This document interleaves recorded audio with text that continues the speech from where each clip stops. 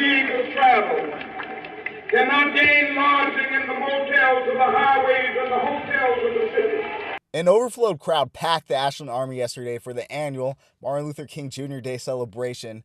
Poets, dancers, and songwriters all paid tribute throughout the day to the life of Martin Luther King Jr. and the struggle he represented.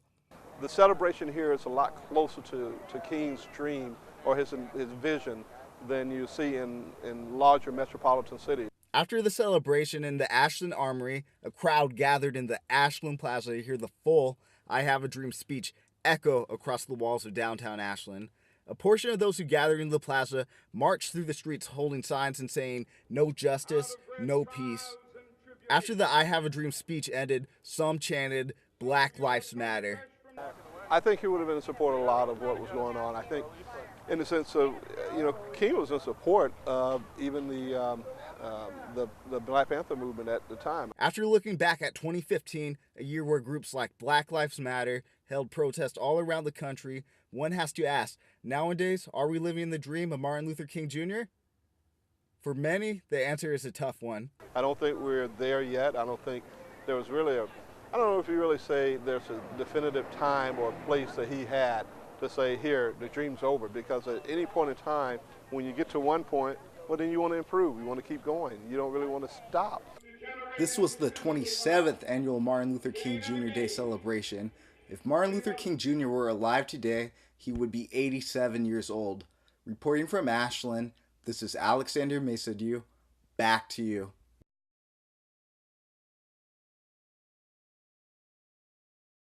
Really what happens is now you got to cut into your food budget and you're eating $126 less. That is Southern Oregon University student Robert Hisamoto describing the sacrifices some of his friends will have to make next year. The SOU Board of Trustees voted in favor of a tuition increase last Friday. The increase will take effect in fall term.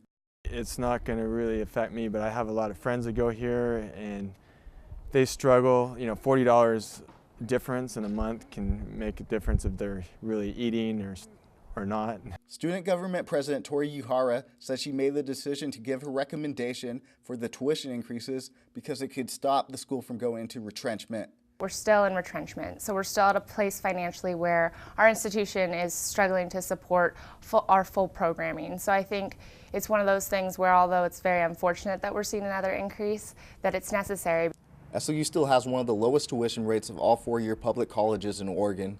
I think it's okay because even though they raise up the tuition fee in here in Southern Oregon is still like cheaper than some like university from the other town like Eugene and Corvallis.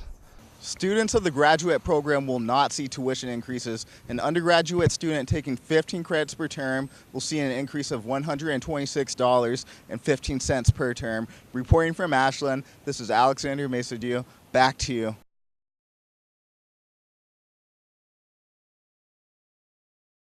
Orden, ¿dónde están estos muchachos? Le voy a arrancar la cabeza, por favor. Oye, muchachito, pero por el amor de Dios. Can you spot the difference in language between these two ladies? Well, Friday night at SOU's Rogue River Room, over 100 people gathered to explore differences in Spanish like these two have during the cultural event Diversidad. It was really great to hear from all the different people from the different countries, their different experiences and language use. The event was a combination of a film, a panel of Spanish speakers from different countries, and a cultural fair. For some people, this was more than just another educational event. I always wanted to express that to my SOU classmates and peers to show them like my culture, because a lot of what they see or learn is just from TV and media, and it doesn't expose them to the what I consider the real Latino experience. The event was held in the small town of Ashland, which only has a 5% Hispanic and Latino population, according to the U.S. Census. Despite this, representatives from 15 Spanish-speaking countries came out, many of which were born in the countries that they represented. Yeah, finding people from all these Spanish-speaking countries was like a needle in a haystack. Through working with social media, using the Latino Student Union, and networking through emails, Nicholas Alexander found all the speakers for his event. For him, it's a dream come true. And it's not necessarily just the video that is the piece I'm most thankful about it. It's the process. It's the journey of making the video. Myself meeting so many different people here in the Valley that are Latino, and really it's just building community. Spanish is one of the top 3 most spoken languages globally. The United States has the 2nd highest Spanish-speaking population of the entire world. Reporting from Ashland, this is Alexander Mesadieu. Back to you.